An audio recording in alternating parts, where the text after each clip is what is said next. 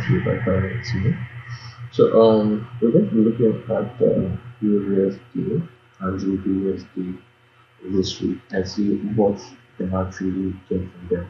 So when we look at the USD, we know that we have been looking for lower prices, and after the NFP news release last week, we saw that movement, that rapid movement downwards to the downside, that we have a sharp decline in this price. Now, ultimately, I am looking for price to get to this level here because we've seen that price has actually taken this liquidity. So I am looking for price to get to this old low here at around 1.1440.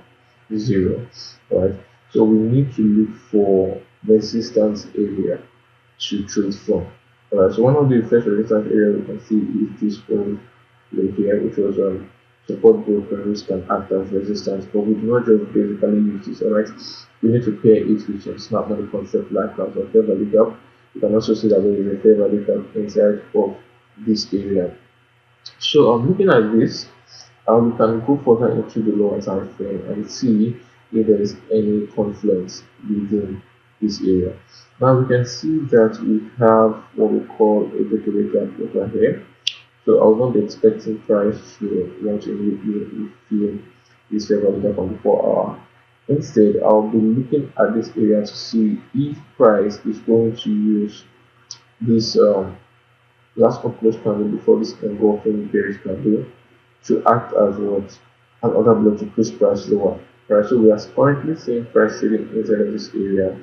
But then, if price does not have the ability to trade above this area, then definitely I'll start looking for sell side delivery going into 1.1450 and 1.144. Alright, so if you go down into the 4 hour time frame, you can see that price has taken out this little old high here, which is a high on the 1 hour time frame. So I want to see price start reversing from this area. You start reversing and it starts trading lower. It's a good sign, it's a good tell for me to start hunting shorts. But here is the catch, right? If price continues going higher and trades above this high, I'll be looking for price to run into first this 1 hour fair value gap, and then second the 4 hour fair value gap we have, which is the breakaway gap, to fill that before going lower. Right, and that is all for USD. And if you go to GBP USD, we start from the daily time frame. It is also a similar idea. We've been looking for lower prices, and our ultimate target will be this low over here for now, and subsequent low in the future.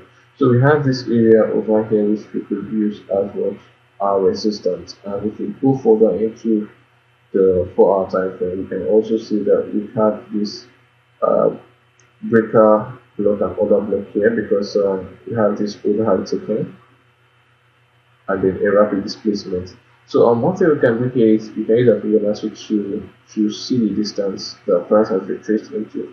So currently price has actually retraced into the midpoint, which is the 50% area of this swing. This swing has to be swing low. It has currently retraced into the 50% area, and we can now see that price has traded into premium.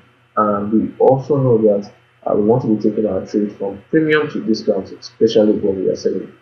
So similar idea on GBP we shall be looking for a breakdown from this point so that price will continue going down. And if we see that breakdown, then we can now start looking forwards sell side delivery. But if we do not see a breakdown of the 1 hour time frame at this point, your price has actually taken out this short term high on the 1 hour time frame. If we do not see a breakdown of this and see continuous movement upward, then it means that price is going to spend